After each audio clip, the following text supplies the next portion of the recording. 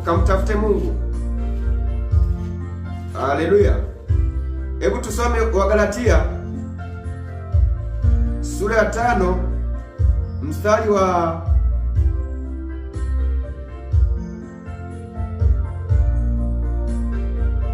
mstari wa 19 mpaka 21, nasema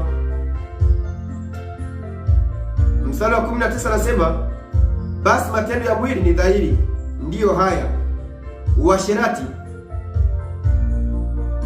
uchafu, ufisadi, ibada ya sanamu, uchawi, uadui, ugomvi, wivu, hasira, fitna, faraka, uzushi, usda, ulevi, ulafi na mambo yanayofanana na hayo.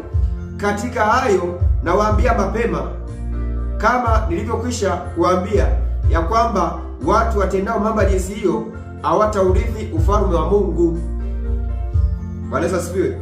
Kwa hiyo mwaka mpya, kuna wakala fulani wa giza, eza mchawi au mwabudu shetani, amekwisha kwenda kuzimu kutafuta upako wa giza ili aweze kuleta uasherati kwenye ndoa yako au kwenye familia au kwa watoto wako, kwa vijana wako.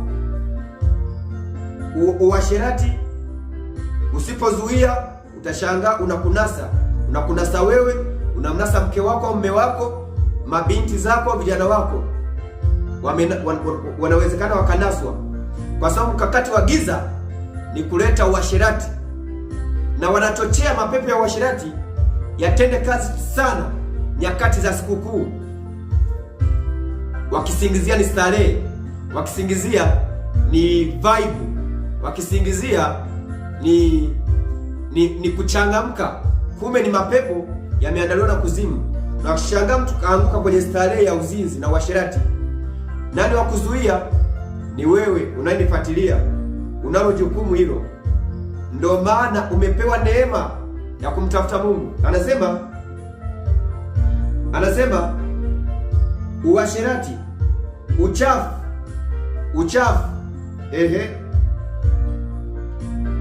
uadui, mapepo maalum ya uchafu yanaandaliwa. Nani wa kuzuia? Ni wewe. Uadui kati ya